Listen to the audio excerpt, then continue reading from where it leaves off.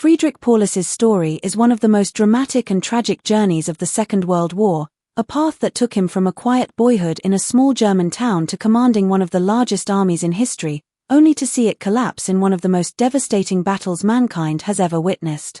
His life and final confession shocked historians, because it revealed a side of him that no one ever expected. To understand the weight of his final words, one must first trace the long path of how he reached the center of events that defined the fate of nations and millions of lives. He was born on September 23, 1890, in Breitenau, Hesse, Germany. His father worked as a schoolteacher, a man who lived with discipline and rules, while his mother came from farming roots. Friedrich's childhood was not extraordinary. He was not raised in luxury nor in hardship, but in a middle ground where order, duty, and modest living shaped his personality. He was a reserved boy, polite, serious, and more obedient than adventurous. Unlike many children who sought thrill, he was not drawn to reckless behavior. He showed more interest in details, rules, and doing things in a careful way. Nobody who knew him as a boy could have predicted that he would one day be remembered as the commander of Germany's Sixth Army at Stalingrad, one of the most infamous military campaigns in history. As a young man, Friedrich did not even plan on joining the army. His dream was to join the Imperial German Navy, to live a life on ships and seas. But his weak health and lack of family influence prevented him from securing a place. It was a disappointment, but it quietly set him on the path toward the army. In 1910, at the age of 19, he joined the 111th Infantry Regiment as an officer cadet. He was not a natural fighter, but he was steady, observant, and reliable. These qualities made him stand out in staff roles, where planning and logistics were just as important as courage in combat. When the First World War erupted in 1914, Friedrich's career found direction. While many young officers fought in bloody trench battles, Friedrich worked in organizational duties. He managed operations, supplies, and staff tasks. To outsiders, this looked unremarkable compared to frontline heroics, but his superiors recognized his value. In the chaos of war, his attention to detail and ability to maintain order often made the difference between survival and disaster. Outside of his military life, Friedrich's marriage changed his personal world. He married Elena Rosetasălescu, a Romanian noblewoman, which connected him to aristocracy far beyond his modest roots. Elena was graceful and strong, and their bond gave him stability throughout his career. Even in turbulent times, their marriage endured. After Germany's defeat in 1918, the Treaty of Versailles left the nation humiliated and its army reduced to only 100,000 men. Many officers were dismissed, but Friedrich managed to stay. His reliability helped him keep his place during the uncertain Weimar years. He was not charismatic, but his calm, disciplined manner worked in his favor. He slowly climbed the ranks, carefully avoiding politics as Hitler's influence grew in the 1930s. Unlike generals who sought glory or aligned themselves with ideology, Friedrich focused on his duties. This neutrality helped him survive through constant political shifts, making him appear professional rather than political. By the outbreak of the Second World War in 1939, Friedrich Paulus was not yet a household name. He was still a staff officer, skilled in planning and logistics rather than battlefield victories. But war has a way of elevating certain men. The rapid expansion of the German military created openings, and Paulus's patience and skill finally paid off. During the invasion of France in 1940, he worked under General Gerd von Rundstedt as a senior staff officer.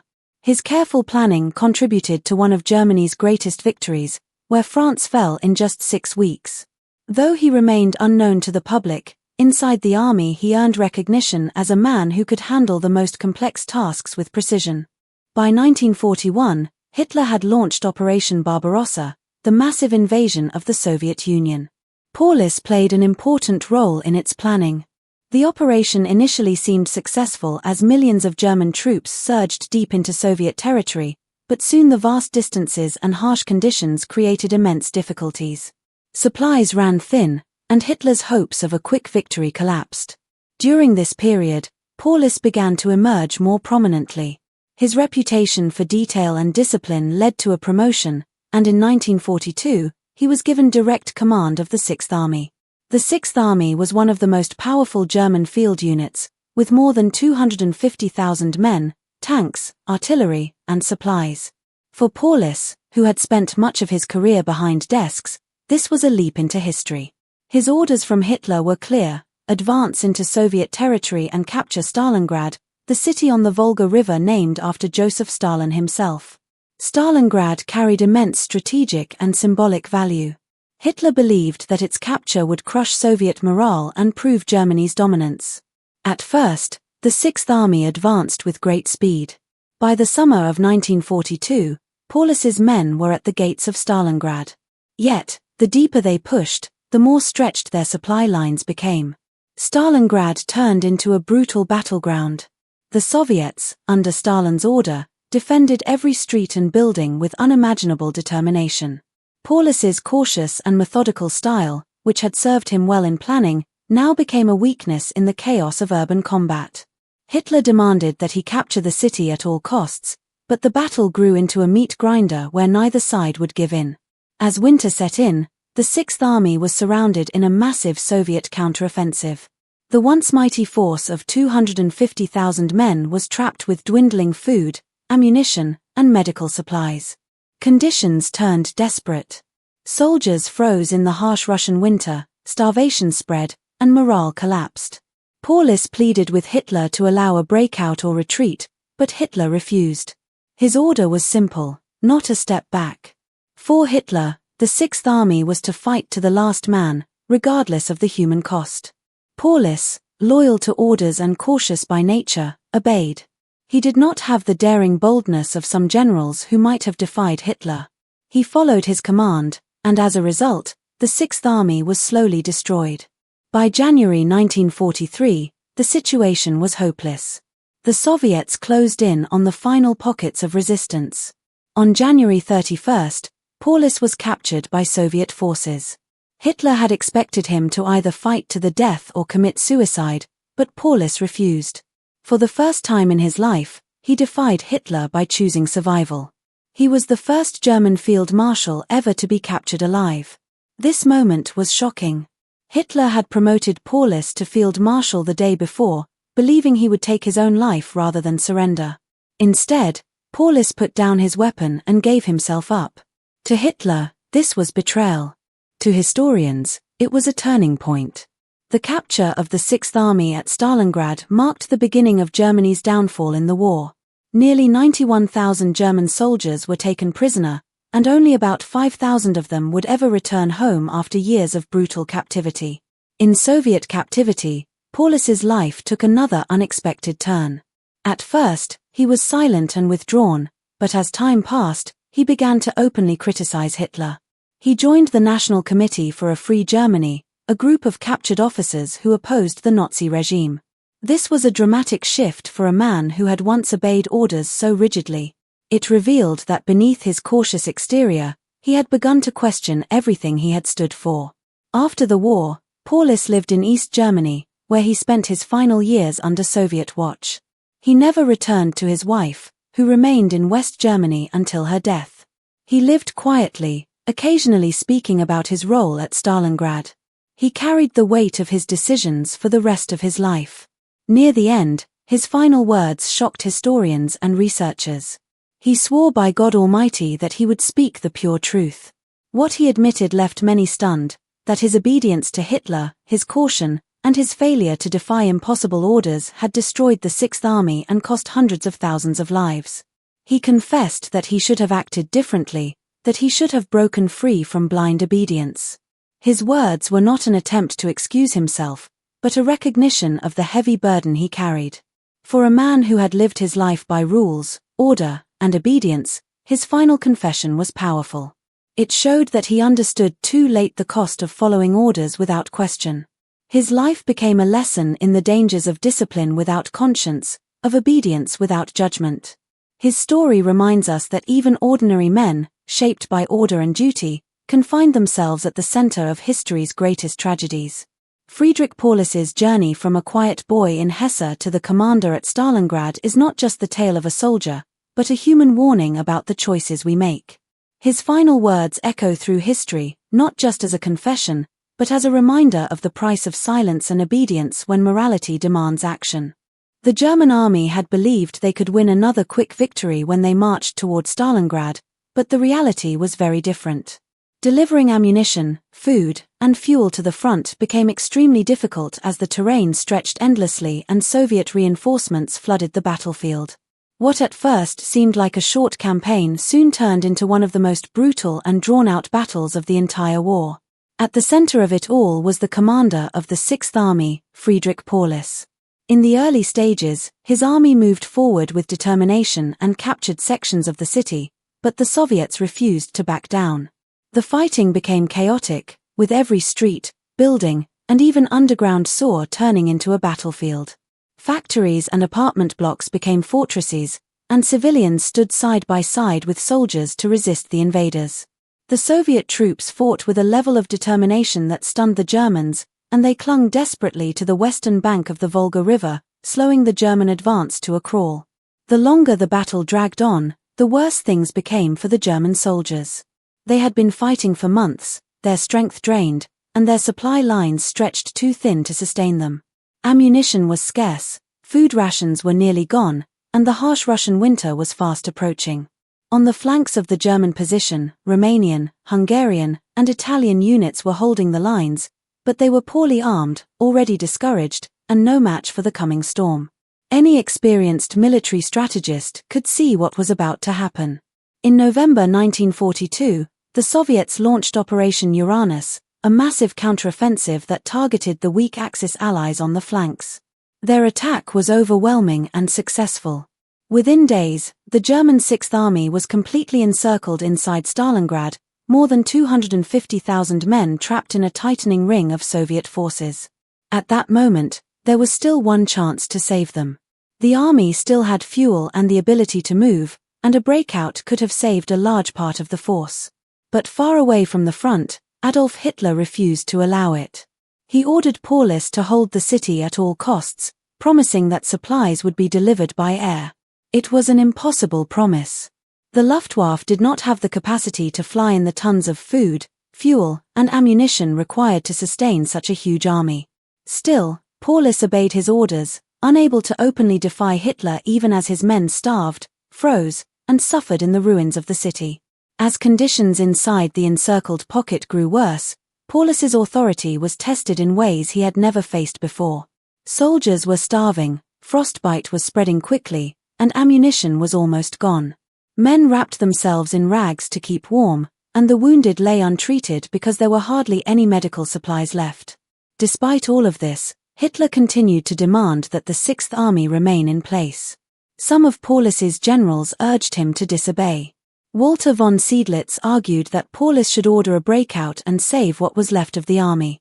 Others suggested surrender, pointing out that the airlift was failing and that holding on meant certain death. But Paulus, cautious and deeply loyal to his orders, refused to take action without Hitler's approval. Week after week, the Sixth Army withered inside the Soviet trap. By January 1943, the situation was hopeless. The Soviets launched their final assault, crushing the last German defenses. At that moment, Hitler promoted Paulus to Field Marshal, a rank no German officer had ever received without victory. It was not an honor but a cruel expectation.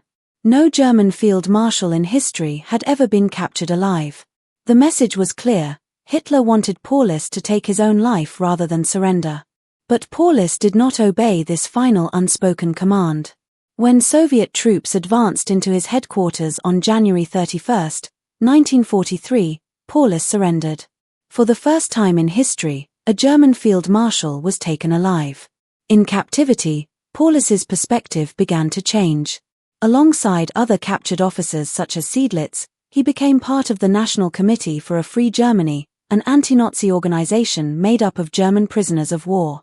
He publicly called on other German officers to lay down their arms and warned that following Hitler further would only bring more destruction to Germany. After the war ended, Paulus was not allowed to return to West Germany. Instead, he lived in East Germany, where the communist government used him as a symbol. They presented him as a man who had broken with Hitler and chosen a new path. He appeared at public events, gave interviews, and spoke against the Nazi regime, carefully shaping an image of himself as someone who had turned away from the dictatorship. Yet behind this public image was an aging man carrying the heavy burden of memory and regret. By the mid-1950s, Paulus was in poor health. Years of captivity and stress had weakened him. In 1957, he was taken to a hospital in Dresden, where his condition quickly deteriorated. Thin, frail, and dependent on an oxygen mask, he spent his final days reflecting on his life. Nurses and visitors recalled him as calm and thoughtful, not prone to emotional outbursts, but still sharp of mind. He knew his time was running out, and it was then that his final words came to light. Before his death, Paulus made a confession that stunned those who heard it. He said, "I cannot keep this hidden anymore. I had no intention of shooting myself for that Bohemian corporal," his bitter way of referring to Hitler. These words revealed what he had truly felt years earlier at Stalingrad when tradition and expectation had demanded his suicide. For Paulus, as a Roman Catholic, suicide had always been unthinkable. Even at Stalingrad, he had refused to order his men into meaningless deaths, telling them not to expose themselves just to be killed. He valued life, even when the war demanded that he throw it away. On February 1957, Friedrich Paulus died in Dresden at the age of 66. His final words lived on long after his death, forcing both Germans and historians to wrestle with what they meant. In East Germany, the government used Paulus's memory to serve their political needs. They organized a state funeral, portraying him as a redeemed figure, a general who had rejected Hitler and embraced an anti-fascist stance. Officials in uniform attended, wreaths were laid, and speeches celebrated him as someone who had turned his back on Nazism. In schools and propaganda, his story was used to show that even the highest generals could see the truth and abandon the Nazi cause. But in West Germany, the reaction was very different. Many veterans and survivors of Stalingrad saw him not as a hero but as a coward. They accused him of failing to act when he might still have saved tens of thousands of lives by retreating. They believed he had chosen obedience over responsibility, and his surrender did not erase that failure. Despite the divided opinions, one fact remained undeniable: Paulus's surrender marked a turning point in the Second World War. Stalingrad was the battle that broke the myth of German invincibility and signaled the beginning of the end for Hitler's Reich. Paulus was forever tied to that moment, the only German Field Marshal captured alive, a man whose decision changed the course of history. Over time, historians continued to debate Paulus's legacy. Some argue that he embodied the dangers of blind obedience, showing how loyalty to a leader without moral judgment can lead to disaster. Others see him as a tragic figure, a man trapped by his training and his sense of duty, who realized too late that obedience to Hitler was not honor but betrayal of his soldiers. His final confession carries weight not because it redeems him, but because it reveals the human weakness that shaped his choices. He was neither a monster nor a martyr, just a man caught between loyalty and conscience. His words resonate because they warn us about the dangers of following orders without question and mistaking obedience for honor. More than 6 decades after his death, Friedrich Paulus remains a divisive figure. To some, he was a general who abandoned Hitler and spoke against the regime in captivity. To others, he was a commander who failed his men at their darkest hour. But no matter how people view him, his name will always be linked with Stalingrad, the battle that turned the tide of the war and sealed the fate of Nazi Germany. Even today, the story of Paulus sparks debate. His life forces us to think about the weight of obedience, the cost of loyalty, and the price of silence in the face of wrongdoing. His last words, simple yet powerful, continue to echo across history, reminding the world that sometimes the truth is spoken only when it is too late.